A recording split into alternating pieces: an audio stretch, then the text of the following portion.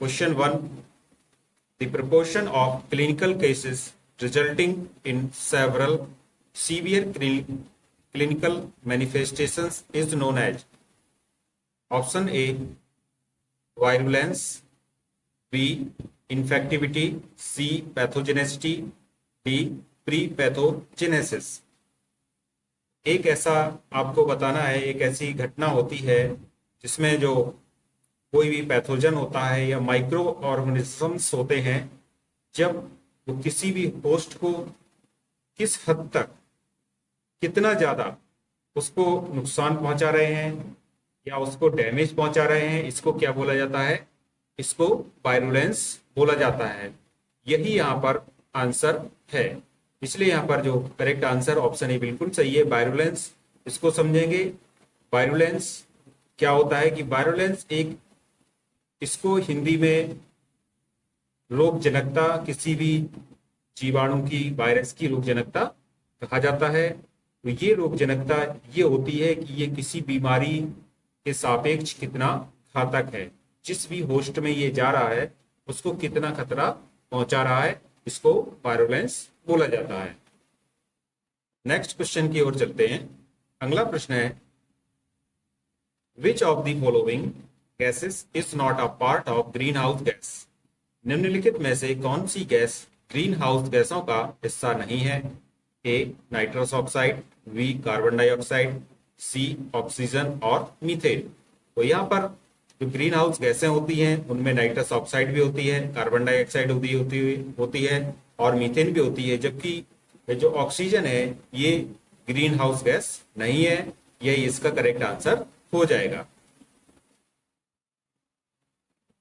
अगला प्रश्न है, channelling of a strong and socially unacceptable drive और urge into a form that is acceptable to society is called.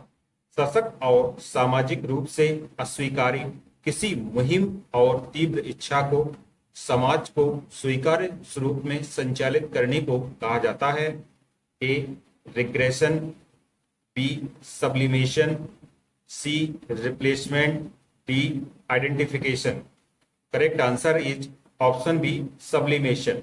Sublimation का जो psychology में अर्थ यह होता है कि जैसे कि मान के चलिए कोई व्यक्ति को अधिक क्रोध आ रहा है, अधिक गुस्सा आ रहा है, तो वो अपनी आक्रामकता को किसमें बदले? खेल में बदले। जैसे किसी को अधिक क्रोध आ रहा है तो वो अपना खेल में खेलने चला जाए या दौड़ने चला जाए। तो ये क्या होता है, जो क्रोध या आक्रामकता है किसी व्यक्ति की, ये अनएक्सेप्टेबल ड्राइव है समाज के लिए, जबकि खेलना कूदना ये एक्सेप्टेबल ड्राइव होती है समाज के लिए। तो इस प्रकार की जो चैनलिंग प्रोसेस होती है इसी को सब्लिमेशन कहा जाता है। तो अभी एक एग्जाम्पल से, जैसे हमने अभी आपको बताया, अब एक अलग एग्जाम्पल लें। जैसे कि मान के चलिए कि कोई मेल और फीमेल है जिनकी शादी हुई है, शादी के बाद अचानक से उनके बीच में क्या हो जाता है? ब्रेकअप हो जाता है। तो ब्रेकअप के बाद क्या होता है? इनके बीच उदासी रहेगी। तो यदि ये किसी ब्रेकअप के बाद जब उदास होकर के अपनी जो नकारात्मक भावनाएं हैं उनको रचनात्मक भावनाओं में बदलने के लिए कविता लिख रहे हैं, तो कविता लिखना क्या है? कविता सामाजिक रूप से एक्सेप्टेबल डिराइव है, तो इसी को सब्लिमेशन बोलेंगे। जैसे कि और एक अन्य एग्जाम्पल से समझते हैं, जैसे कि कोई अपने ऑफिस में कार्य कर रहा है और अचानक से उसकी जो मैनेजमेंट से कुछ प्रॉब्लम हो जाती है कुछ काम को लेकर के। तो यदि वह व्यक्ति अचानक से अपने घर पैदल चला जाए तो इसको भी सब्लिमेशन में ही रखेंगे। तो इस प्रकार से ये जो पूरा प्रोसेस होता है, सब्लिमेशन का जो एक पूरा प्रोसेस है, सब्लिमेशन मीन्स होता है एक डिफेंस मैकेनिज्म है जिसमें जो अनएक्सेप्टेबल ड्राइव है सोसाइटी के द्वारा, जो सोशली अनएक्सेप्टेबल ड्राइव है उनको किस में बदलना? एक एक्सेप्टेबल ड्राइव में बदलना। एक अवांछित जो भी आवेग हैं उनको रचनात्मक कार्य में बदलना, यही सब्लिमेशन कहलाता है। इसलिए यहाँ का करेक्ट आंसर ऑप्शन बी बिल्कुल सही होगा। अब अगले क्वेश्चन की ओर चलेंगे। अगला प्रश्न स्टैटिक जीएस से संबंधित है। who among the following freedom fighters gave the slogan freedom is my birthright and I shall have it? निम्नलिखित किस स्वतंत्रता सेनानी ने यह प्रसिद्ध नारा दिया था? स्वतंत्रता मेरा जन्मसिद्ध अधिकार है और इसे मैं लेकर रहूंगा। Option A Bhagat Singh, option B Subhash Chandra Bose, option C Bal Gangadhar Tilak, option D Jawaharlal Nehru. तो यहाँ पर जो नारा दिया गया था कि स्वतंत्रता मेरा जन्मसिद्ध अधिकार है और इसे मैं लेकर रहूंगा, ये नारा दिया गया था बाल गंगाधर तिलक के द्वारा। इसलिए यहाँ पर जो करेक्ट आंसर होगा ऑप्शन सी बिल्कुल सही है। नेक्स्ट क्वेश्चन की ओर चलेंगे। Next question, the process of selecting a subset of population for a survey is called a. एक सर्वेक्षण के लिए जनसंख्या का सबसेट चुनने की प्रक्रिया क्या कहलाती है? A sampling, B elements, C random allocation, D triangulation. Correct answer होगा ऑप्शन ए सैंपलिंग। तो एक सर्वेक्षण के लिए जनसंख्या का सबसेट चुनने की प्रक्रिया, देखिए यदि यहाँ पर पॉपुलेशन दी हुई है तो पॉपुलेशन में क्या होता है, बहुत से लोग होते हैं, कई लोग होंगे, एक लोग नहीं होंगे। इस प्रकार से अब इनमें से एक कोई हम लोग क्या कर रहे हैं, सैंपल ले रहे हैं छोटा सा, इसको इन 3 लोगों को उठा ले रहे हैं, तो इसको सबसेट को चुनने की जो प्रक्रिया कहलाएगी ये क्या कहलाएगी, सैंपलिंग कहलाती है। इसीलिए इसका करेक्ट आंसर होगा ऑप्शन ए। नेक्स्ट क्वेश्चन की ओर चलेंगे। अगला प्रश्न देखते हैं, which is the mode of inheritance of cystic fibrosis. Cystic fibrosis की वंशानुगतता का कौन सा तरीका है? A autosomal dominant, B autosomal recessive, C non Mendelian, D X linked disease. पहले बात करते हैं ये सिस्टिक फाइब्रोसिस ये क्या प्रॉब्लम होती है। तो सिस्टिक फाइब्रोसिस एक ऐसी बीमारी है, एक ऐसा डिसऑर्डर है जिसमें कि हमारे शरीर के जो सीक्रेशंस हैं, जैसे कि म्यूकस है, गैस्ट्रिक एसिड है या सलाइवा है, तो ये जहाँ से निकलते हैं ये जो सीक्रेशंस, तो वहाँ से निकलते हुए इनमें क्या आ जाता है, बहुत अधिक गाढ़ापन आ जाता है, बहुत अधिक चिपचिपे हो जाते हैं, जिसके कारण ये जिस ऑर्गन से निकले, जिस अंग से निकले, उस अंग को ब्लॉक कर देते हैं, जिसकी वजह से जो सामान्य कार्य प्रणाली है उसमें डिस्टरबेंस आ जाता है। अब एग्जाम्पल मान के चलते हैं कि जैसे एयरवे है, तो एयरवे ऑक्सीजन का काम होता है, वायु अंदर आई और गई, ये एयरवे के द्वारा, श्वसन नली के द्वारा। अब जब सिस्टिक फाइब्रोसिस क्या है, एक इनहेरिटेड बीमारी होती है, आनुवंशिक बीमारी होती है, तो पीढ़ी दर पीढ़ी ये चलती रहती है। अब इसमें प्रॉब्लम्स क्या आएगी कि सिस्टिक फाइब्रोसिस होने के कारण ये अंदर की तरफ एक प्रकार का ये बलगम या म्यूकस जमा हो जाएगा। जब जमा हो जाएगा तो होगा क्या कि जो आसानी से वायु अंदर आ रही थी, फेफड़ों को मिल रही थी, तो वो फेफड़ों को फिर आसानी से मिल नहीं पाएगी। क्यों? क्योंकि इसमें एक ऑब्स्ट्रक्शन आ गया, ये सिकुड़न आ गई। जब इस प्रकार की प्रॉब्लम होती है तो व्यक्ति का जो सामान्य कार्य प्रणाली है वो भी डिस्टर्ब हो जाएगा। अब इसमें ये पूछा गया है कि सिस्टिक फाइब्रोसिस की वंशानुगतता का तरीका कौन सा है? ऑटोसोमल है, ऑटोसोमल डोमिनेंट है, ऑटोसोमल रिसेसिव है, नॉन मेंडेलियन है या एक्स लिंक्ड डिजीज है। तो जब भी बात करें तो ये जो सिस्टिक फाइब्रोसिस बीमारी, क्योंकि अभी बताया है कि इनहेरिटेड होती है, वंशानुगत होती है, पीढ़ी दर पीढ़ी चलती रहती है, तो इसका जो तरीका होता है ये ऑटोसोमल रिसेसिव होता है। इसका मतलब है कि इसका जो जीन्स है ये जीन्स रिसेसिव जीन होता है, डोमिनेंट नहीं होता है। तो इसीलिए जो इसका करेक्ट आंसर है ऑप्शन बी बिल्कुल सही है। अगले क्वेश्चन की ओर चलेंगे। अगला प्रश्न देखेंगे, find the next number in the series 3, 7, 16, 35, 74। पहला ऑप्शन है 153, सेकंड होगा 223, थर्ड 187 एंड फोर्थ 147। तो आपको एक श्रृंखला दी गई है 3, 7, 16, 35 और 74। तो आगे कौन सी संख्या आएगी आपको बताना है। देखते हैं इसका। जब 3 का 2 में मल्टीप्लाई किया और 1 जोड़ा तो 7 आएगा। 7 का 2 में मल्टीप्लाई किया और 2 जोड़ा तो 16 आएगा। 16 में 2 का मल्टीप्लाई किया और 3 जोड़ा तो 35 आएगा। 35 में 2 का मल्टीप्लाई किया और 4 जोड़ा तो 74 आएगा। तो अब ये सीरीज पता चल चुकी है। इसमें इंटू 2 का गुणा है और प्लस जो संख्या जोड़ी जा रही है वो एक बढ़ते हुए क्रम में जोड़ी जा रही है। पहले 1, फिर 2, फिर 3, फिर 4। अब निश्चित बात है आगे जो जोड़ होगा वो 5 का होगा। तो देखते हैं 74 इंटू 2 करेंगे 150। 74 इंटू 2 इज इक्वल टू हो जाएगा 148। 148 प्लस 5 होगा, ये कितना हो जाएगा 153 हो जाएगा। इसलिए यहां पर जो करेक्ट आंसर ऑप्शन ए बिल्कुल सही होता है। नेक्स्ट क्वेश्चन की ओर चलेंगे। भारत में लड़कियों के लिए विवाह करने की कानूनी उम्र क्या है? ए 19 साल, बी 20 साल, सी 21 साल, डी 18 साल। तो करेक्ट आंसर है ऑप्शन डी। भारत में जो कानूनी उम्र है लड़कियों की शादी की ये 18 साल है, इसलिए correct answer option D is right. Next question. शरीर की सबसे बड़ी सीरम झिल्ली कौन सी है? विच इज द शरीर की सबसे बड़ी सीरम झिल्ली कौन सी है? Which is the largest serous membrane of the body? A peritoneum, B serosa, C submucosa, D mucosa.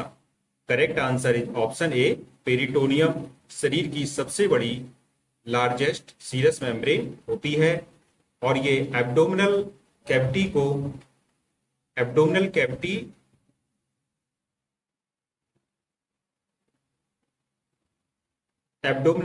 के जो भी ऑर्गन्स होते हैं उनको ये कवर करने का काम करती है। Next question. अगला प्रश्न है किसने मनोविश्लेषण की स्थापना की थी? Psychoanalysis was founded by A Freud, B Jung, C Adler, D Eysenck. Correct answer Freud को मनोविश्लेषण का जनक माना जाता है। So the correct answer is option A. Next question. Next question is which procedure is used to eliminate calculi from the urinary tract? मूत्र पथ से पथरी को निकालने के लिए किस प्रक्रिया का उपयोग किया जाता है? A cystoscopy, B lithotripsy, C cystotomy, D nephrectomy. Correct answer is option B lithotripsy. जो भी लिथो शब्द होता है ये स्टोन से संबंधित होता है और ट्रिप्सी मीन्स होता है तोड़ करके इसको बाहर निकालना। तो लिथोट्रिप्सी एक ऐसी प्रोसेस होती है जिसमें कि किडनी स्टोन रिफ्लेक्स। तो यहाँ पर जो पर्यूसन रिफ्लेक्स होता है ये प्रसव के दौरान माँ द्वारा अनुभव किया गया एक एक्सपल्सिव यूट्राइन कॉन्ट्रैक्शन होता है। इसलिए यहाँ पर जो करेक्ट आंसर है ऑप्शन ए बिल्कुल सही होगा। अब समझते हैं ये फर्ग्यूसन रिफ्लेक्स क्या होता है। तो फर्ग्यूसन रिफ्लेक्स एक ऐसा न्यूरो एंडोक्राइन रिफ्लेक्स होता है, ये चाइल्ड बर्थ के समय ही ये होगा, जिसमें कि जो यूट्रस है ये कॉन्ट्रैक्ट करने लगता है इनवॉलेंटरी अनैच्छिक रूप से, जिसको आप संभाल नहीं सकते हैं। इससे होता क्या है कि जब ये न्यूरो एंडोक्राइन रिफ्लेक्स है तो इससे सूचना ब्रेन को जाएगी, तो ब्रेन अधिक से अधिक ऑक्सीटोसिन रिलीज करने लगता है। जब रिलीज ऑक्सीटोसिन होगा तो इससे पावरफुल कॉन्ट्रैक्शन होंगे। जब पावरफुल कॉन्ट्रैक्शन होंगे तो ये बेबी को इजेक्ट करने का काम करेंगे। तो इस प्रकार से हम लोगों ने समझा कि फर्ग्यूसन रिफ्लेक्स क्या होता है। नेक्स्ट क्वेश्चन की ओर चलते हैं। अगला प्रश्न देखते हैं। What is the first phase in wound healing? घाव भरने का पहला चरण कौन सा है? A haemostasis phase, B inflammatory phase, C proliferative phase, D maturation phase. तो यहाँ पर जो घाव भरने के चरण होते हैं ये 4 चरण होते हैं, और इसमें जो सबसे पहला चरण होता है इसको हीमोस्टेसिस फेज बोला जाता है, दूसरे चरण को इन्फ्लामेटरी फेज बोला जाता है, तीसरे चरण को प्रोलिफरेटिव फेज और लास्ट मैचुरेशन फेज बोला जाता है। ये जो यहाँ पर दिए गए ऑप्शन है ये क्रिम से ऑलरेडी लगे हुए हैं, इसलिए यहाँ का पहला आंसर ऑप्शन ए बिल्कुल सही हो जाएगा। अब ये हीमोस्टेसिस चरण में सबसे पहले क्या होता है, यदि ब्लड ब्लीडिंग हो रही हो तो ब्लड क्लॉट होगा, दूसरे में इसमें हल्की सी सूजन आएगी, बैक्टीरिया पनपेंगे, और तीसरे में घाव भरेगा, और फिर नई कोशिकाएं आकर के जो भी यहाँ पे नई सेल्स हैं वो मैच्योर होकर के उस घाव को पूरी तरह से भरने का काम करती हैं। तो यहाँ पर जो वुंड हीलिंग के चरण होते हैं ये 4 होते हैं, हीमोस्टेसिस, इन्फ्लामेटरी, प्रोलिफरेटिव और मैचुरेशन। नेक्स्ट क्वेश्चन की ओर चलते हैं। Which proteins are classified based on their functions? कौन से प्रोटीन को उनके कार्यों के आधार पर वर्गीकृत किया गया है? A fibrous proteins, B globular proteins, C simple proteins, D protective proteins. Correct answer is option D.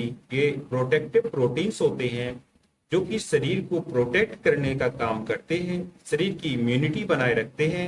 इसमें एंटीबॉडीज आती हैं, टी सेल्स आती हैं, ग्रेनुलोसाइट्स आती हैं, साइटोटॉक्सिक टी सेल्स आती हैं। तो इन प्रोटीन्स को उनके कार्यों के आधार पर, फंक्शन के आधार पर वर्गीकृत किया गया है, इसलिए यहाँ का करेक्ट आंसर होगा ऑप्शन डी। अगला प्रश्न है, अगला क्वेश्चन देखते हैं। The congenital absence of parasympathetic ganglionic nerve cells of the colon and rectum is called as? Option A Hirschsprung disease, B hypertrophic pyloric stenosis, C Meckel's diverticulum, D intussusception। Correct answer होगा option ए हर्शस्प्रंग disease. अब ये हर्शस्प्रंग disease का मतलब होता है कि एक ऐसी कंडीशन होती है लार्ज इंटेस्टाइन या कोलन की जिसमें कि स्टूल पास करने में प्रॉब्लम आती है। अब जब स्टूल पास करने में प्रॉब्लम आ रही है तो क्या ऐसी प्रॉब्लम्स है कि ये बड़ी आंत में ये किस प्रॉब्लम के कारण ऐसा होता है? तो ये होता है कि एक नर्व मिसिंग के कारण ऐसा होता है जो कि बेबीज के कोलन में पाई जाती है, उसको यहाँ पर पैरासिम्पैथेटिक गैंग्लियोनिक नर्व कहते हैं। इसलिए इसका करेक्ट आंसर ऑप्शन ए होगा। फिर से एक बार देखते हैं। हर्शस्प्रंग्स डिजीज एक ऐसी बीमारी है जिसमें स्टूल पास करने में प्रॉब्लम आती है और यह बर्थ के टाइम पर ही पता चल जाता है। इसमें प्रॉब्लम ये होती है कि जो कोलन है उसमें पैरासिम्पैथेटिक गैंग्लियोनिक नर्व की अनुपस्थिति होने के कारण ये प्रॉब्लम देखी जाती है। अगला क्वेश्चन देखते हैं। The Sharda act was passed in. Sharda act किस वर्ष पारित किया गया था? 1928, 1930, 1931, 1929। यहाँ पर समझते हैं कि ये शारदा एक्ट होता है, ये एक कानून था जो 1929 में बाल विवाह की रोकथाम के लिए भारत सरकार द्वारा पारित किया गया था। तो इसमें हुआ गया था कि 1929 में जब ये पारित किया गया था तो इसमें जो लड़कियों की न्यूनतम विवाह की आयु थी ये 14 वर्ष रखी गई थी और लड़कों की विवाह की आयु 18 वर्ष निर्धारित की गई थी 1929 में। अब इसमें समय के साथ संशोधन हुआ है। तो समय के साथ क्या संशोधन हुआ है इसमें कि 1978 में लड़कियों के लिए जो आयु सीमा है ये 18 वर्ष कर दी गई और लड़कों के लिए 21 वर्ष कर दी गई। ये 1978 में संशोधन हो चुका था। तो इस प्रकार से हम लोगों ने देखा कि शारदा एक्ट बाल विवाह से संबंधित एक्ट था कि बाल विवाह न हो पाए, क्योंकि उस समय बाल विवाह की कुप्रथा पूरे देश में बहुत अधिक फैली हुई थी। तो उसको देखते हुए सरकार ने ये एक्ट पारित किया था, जिसमें संशोधन हुआ था 1978 में। और वर्तमान में जो एज है वो यही है। लड़कों की लड़कियों की शादी की उम्र 18 वर्ष इस समय निर्धारित की गई है। करेक्ट आंसर होगा इसलिए ऑप्शन डी।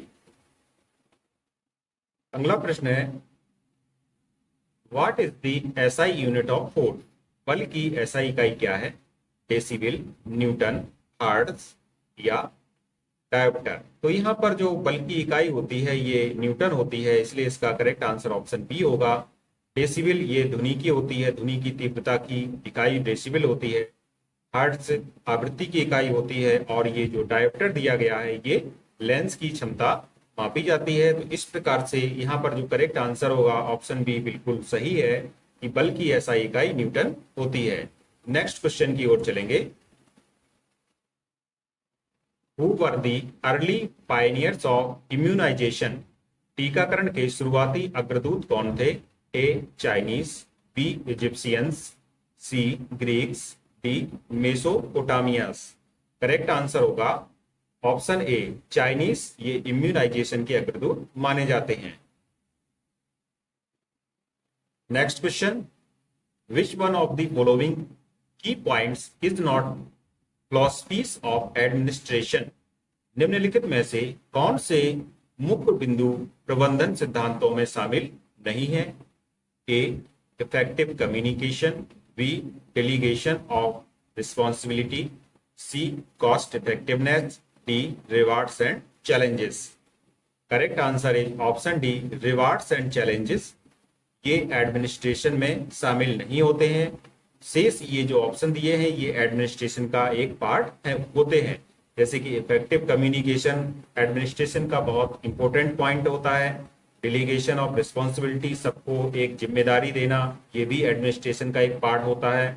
कॉस्ट इफेक्टिवनेस ये भी एडमिनिस्ट्रेशन का पार्ट होता है। जबकि जो रिवार्ड्स एंड चैलेंजेस होते हैं ये एडमिनिस्ट्रेशन का पार्ट बिल्कुल नहीं होते हैं, इसलिए इसका करेक्ट आंसर ऑप्शन डी बिल्कुल सही होगा। नेक्स्ट क्वेश्चन इज, वह प्लाज्मा प्रोटीन जो प्रोटीन का लगभग 40 से 60% हिस्सा है?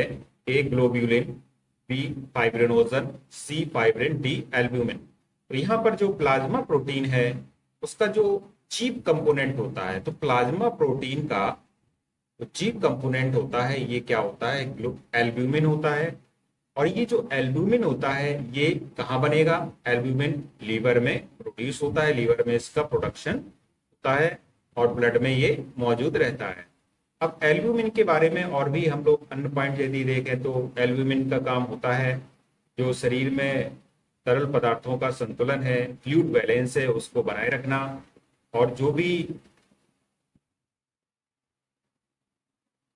उसमें कैटायन है, पानी है, फैटी एसिड्स हैं, इनको क्या करता है एल्ब्यूमिन? इनको क्या करता है? कंबाइन करके रखता है। इनको एक प्रकार से अपने में बाइंड करके रखता है, जिस प्रकार से इनकी कमी शरीर में नहीं हो पाती है।